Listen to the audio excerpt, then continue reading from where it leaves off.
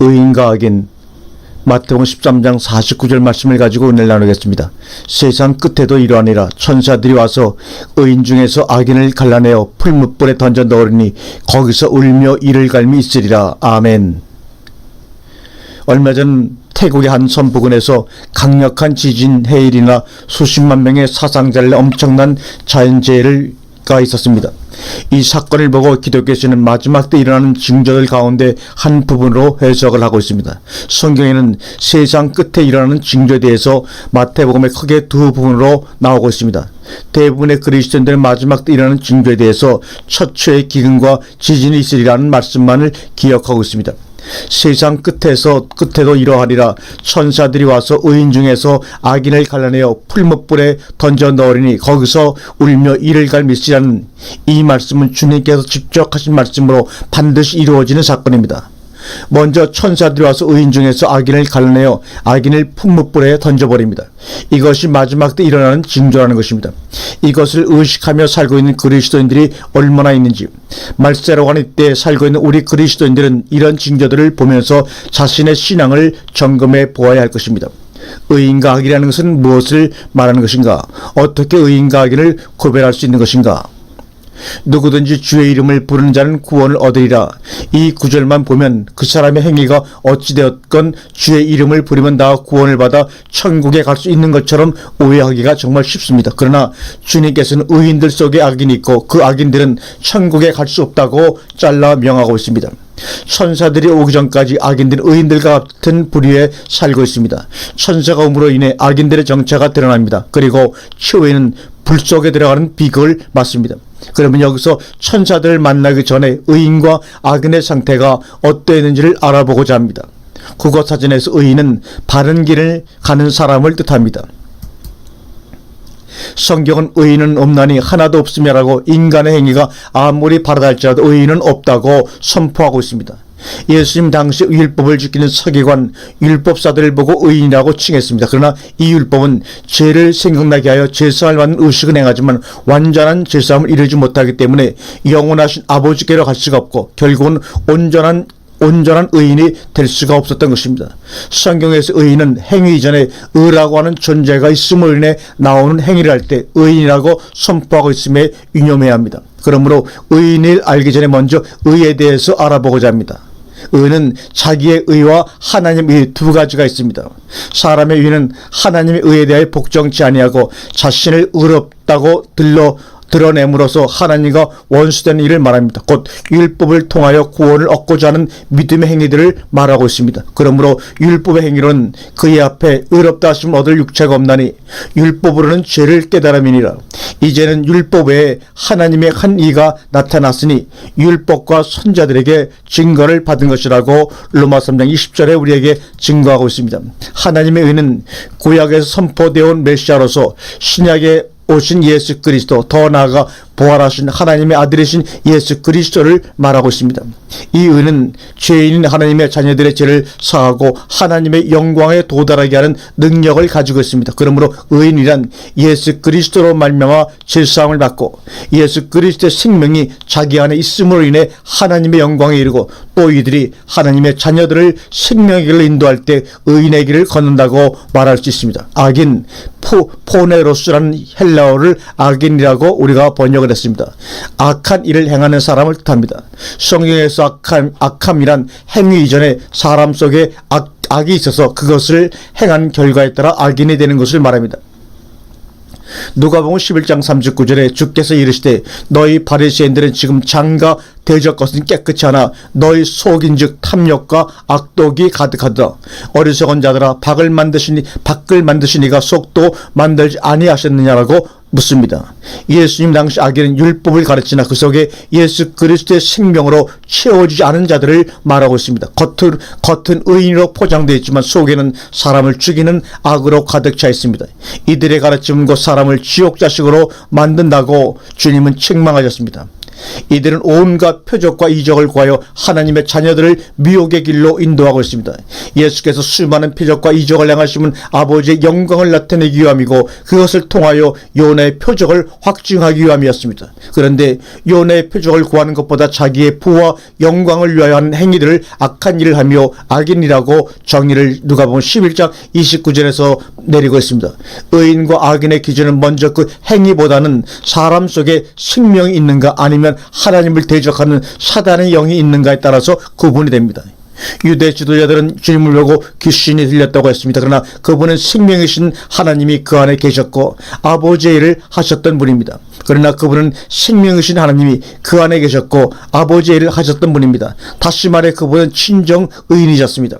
예수님 당시 의인과 악인의 구분은 이방인을 보고 악인으로 말하기보다는 율법을 가르치면서 속에 생명이 있는 자와 생명이 없는 자로 보고 있습니다. 그 당시 악인들이 율법으로 포장되어 의인 행세를 하고 있기 때문에 예수님께서 천사로 오셔서 의인들 가운데서 악인을 분류해 내셨던 것입니다. 그러면 천사들이 와서 악인과 의인을 분류해내는데 그러면 천사들은 무엇을 말하는 것인가? 마태복음 13장 49절에 세상 끝에도 이러하리라. 천사들이 와서 의인 중에서 악인을 갈라내어 풀무불에 던져 넣으리니 거기서 울며 이를 갈미시라고 말하고 있습니다. 마지막 때 의인들 중에서 악인을 갈라내는 작업은 천사들이 와서 합니다. 천사하면 생각하기를 날개가 있고 영적인 존재로만 생각하는 경우가 있습니다. 그러나 본문에서의 천사는 사자 또는 목자로 해석해야 그 의미가 살아납니다. 의인들 중에서 악인을 갈라낼 때 갈라내다는 완전히 갈라내어 불 속에 집어넣는 것을 의미합니다. 마치 가난한 나사로와 부자의 사이가 갈라진 것처럼 말입니다. 예수님은 좋은 소식을 전하는 천사였습니다. 그분이 땅에 오신 목적은 여러 가지가 있지만 선과 악이 구분이 되지 않고 모두가 선처럼 보이기 때문에 친히 빛을 오셔서 복음을 통하여 선과 악을 갈라내셨습니다. 예수님 당시 12 제자들 속에서 의인과 악인을 갈라내는 모습을 볼 수가 있습니다. 12 제자들은 주님께 선택되어 사도라는 명을 받고 주님의 일을 배우며 같이 돕는 조력일을 했습니다. 시작할 때는 모두 의인의 모습이었습니다. 그러나 예수님의 공생애가 마무리되어 갈 즈음 가룟 유다는 예수님을 팔아넘기고 영혼의 예수님 곁을 떠나 사단의 종으로 전락하고 말았습니다. 신앙의 마무리에 가서 의인 중에서 악인을 분류한 것입니다. 사도 바울은 오늘날 우리에게 이렇게 경고하고 있습니다. 너희가 이같이 어리석으냐? 성령으로 시작하였다가 이제는 육체로 마치겠느냐? 갈라디아 3장 3절의 말씀이죠. 의인으로 신앙생활을 하다가 돈, 명예, 권력 등 육신의 것을 추구하는 신앙으로 마무리한다면 곧 버림받는 악인이 될 수 있음을 잘 대면해주고 있는 말씀입니다. 그는 성령과 불로 너희에게 세례를 주실 것이요 이 구절을 성령의 불로 생각하여 성령불 받아라 하는 경우가 있습니다. 이것은 성경을 정말로 오해한 결과입니다. 성령과 불이라고 그랬지 성령의 불이 아닙니다. 원문 성경은 그는 너희에게 거룩한 성령 안에서 세례를 주실 것이요 그리고 불 속에서 세례를 주실 거다입니다.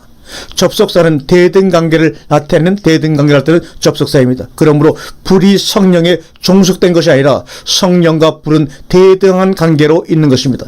예수님은 추수하는 천사로서 말씀으로 악인은 불 속에 넣으시고 성령을 통하여 의인을 알곡으로 만들어 천국 곳간에 하늘 양식으로 삼는 일을 하셨습니다.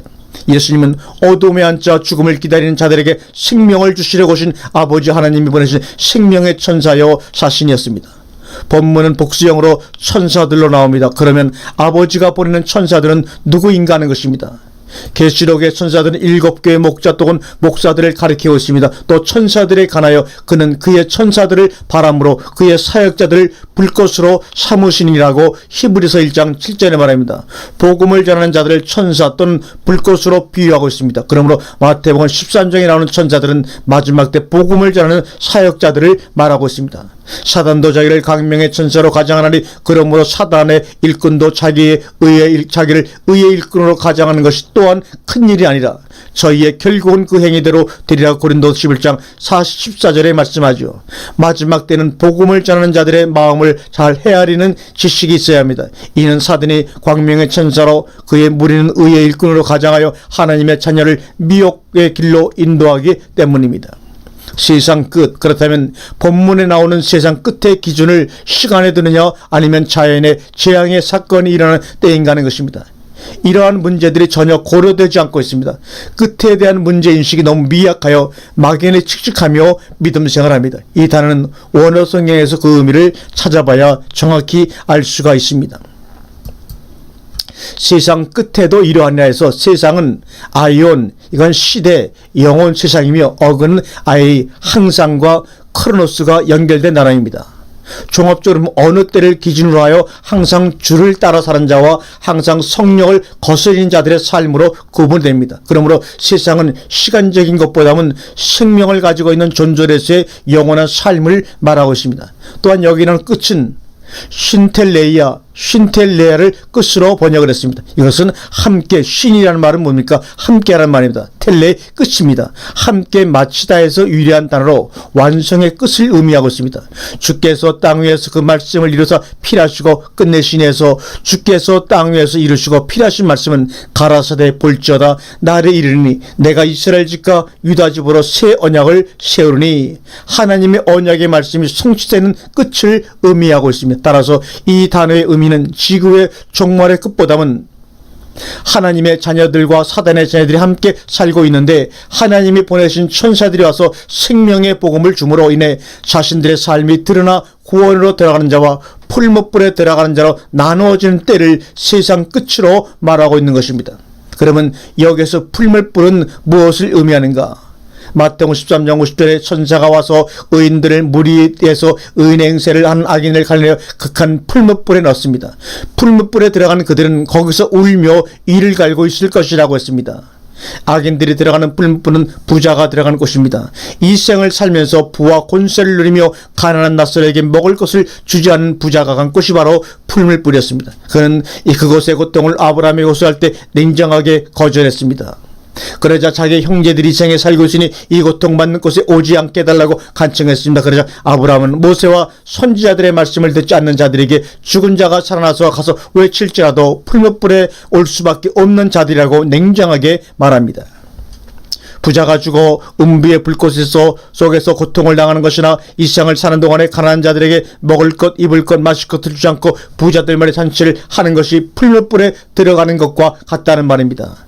본문의 세상 끝에 천사들이 와서 의인들 속에 있는 악인을 갈라내어 악인들을 풀무불에 넣으면 그 속에서 이를 갈며 고통을 당할 것이라는 말씀은 하나님의 말씀을 가지고 있는 자들이 복음을 가지고 자기의 이익의 재료로 양식을 삼을 때 그것에 있는 자들은 그 불 속에 사는 것을 의미합니다. 이와 같이 혀도 작은 지체로 돼 큰 것을 자랑하도다. 보라 어떻게 작은 불이 어떻게 많은 나무를 태우는가. 혀는 곧 불이요 불의의 세계라. 혀는 우리 지체 중에서 온 몸을 더럽히고 생의 바퀴를 불사르나니 그 사르는 것이 지옥불에서 난다고 야고보 3장 5절에 말씀하고 있죠. 풀무불에 들어가는 것은 자기의 생이 마감될 때입니다. 야고보는 복음을 믿노라 하며 육신을 위하여 사는 그 자체를 지옥불 속에 살고 있다고 강조하고 있습니다. 다시 말해 가르치는 자나 가르침을 받는 자들이 주를 위하여 산다고 신앙 고백을 하지만 환난과 핍박이 올 때는 자기 중심적인 신앙생활을 하고 있으며 곧 그는 자기 몸을 불태우고 있는 것이라고 말하고 있습니다. 이 생을 우리가 살아가면서 하나님께서 주신 거룩한 몸을 온전히 보존해야 하는데 육신의 일 때문에 시기, 질투, 원망, 욕심으로 자기의 몸을 불태우면 결국 죽음이라는 것이 올 때 죄밖에는 가지고 갈 수 없기 때문에 결국 영원한 형벌에 고하게 되는 것입니다. 우리는 육체를 가지고 있을 때 예수 그리스도를 깊이 생각하고 그분의 십자가 사건을 깊이 기억하는 자들이 되어야 할 것입니다. 마태복음 14장 49절에 세상 끝에도 이러하리라. 천사들이 와서 의인 중에서 악인을 갈라내어 풀무불에 던져 넣으니 거기서 울며 이를 갈미시라고 말합니다. 의인 중에서 갈라내어진 악인들은 영원한 풀무불에 들어갑니다. 그러나 의인들은 아버지의 나라에서 해같이 빛이 납니다. 이 말씀이 성취되는 것을 자기 안에서 또는 교회에서 일어나는 것을 볼 때 세상의 끝이요 수수꾼들의 사역인 것입니다. 교회의 본질은 영혼 구원의 그 목적이 있습니다. 따라서 의인된 자들은 영혼 구원에 이르는 믿음을 가진 하나님의 사람들로서 자기 유익을 위해 신앙을 파는 자들이 아닙니다. 교회가 하나님이 주신 사명의 본질을 목적을 분명히 지시할 때 교회와 성도가 모두 아버지 앞에 영원히 사는 길이 열릴 것입니다. 교인은 의인 중에서 악인을 갈라내는 일을 해야 합니다. 또 우리 마음의 악의 쓴뿌리를 말씀으로 제하고 생명의 뿌리로 접붙임을 받아 교회마다 성도마다 서로 유기적인 관계를 이루어 하나님의 이름이 온전히 고하는 하나님의 연합 성전을 이루어가는 의인들의 사역을 해야 할 것입니다. 저희가 말하는 교회에 만나도 교회 가서 만나 연합된 몸된 성전을 이루어 나가는 사명을 감당하기 위해서 이름을 교회 만나다라고 지었습니다. 악인에서 빠져나온 의인들은 자기 안에 욕심이 없고 오직 주를 위해 헌신하는 주의 백성들로서 아버지 나라의 새같이 빛난다고 했습니다. 하늘에서의 해는 하나이지만 그 속에는 수많은 빛들이 있습니다. 같은 색채의 빛은 구분이 되지 않습니다. 이는 서로 동화되어 하나로 이루어졌기 때문입니다. 여호와 하나님은 영원한 해로 시편 84편 11절에 나오고 있습니다. 의인들이 해같이 빛난다는 것은 영원하신 하나님과 생명의 주님 안에서 살게 되는 것을 말합니다. 이것은 악인들은 결코 누릴 수가 없어요. 오직 의인된 자들만 예수 그리스도로 말미암아 제사함 받고 성품과 인격이 그리스도 위로 이루어져 하나님의 영광이 회복되어진 자들만이 가질 수 있는 축복입니다. 이 믿음이 약한 자들은 사람을 기쁘게 하는 종이 아니요 하나님을 기쁘시게 하는 종으로 살아갈 것입니다. 믿음을 때로는 교회의 성장으로 보고 또는 물질의 부여를 보고 그 척도를 말할 때가 있습니다. 그러나 하나님의 나라의 믿음은 예수님을 바로 섬기다 보면 가난할 수도 있고 부유할 수도 있습니다. 중요한 것은 성도의 신앙이 하나님이 보실 때 의인으로 살아가고 있는가가 더 중요한 것입니다. 교회나 가정은 하나님의 사람들을 양육하는 곳입니다. 하나님의 사람은 사람의 가르침을 따르기보다는 성령의 인도함을 따라 의의 길로 걷기를 기뻐하는 자입니다. 오늘 여러분은 의의 길을 걷고 있습니까? 악인의 길로 걸어가고 있습니까?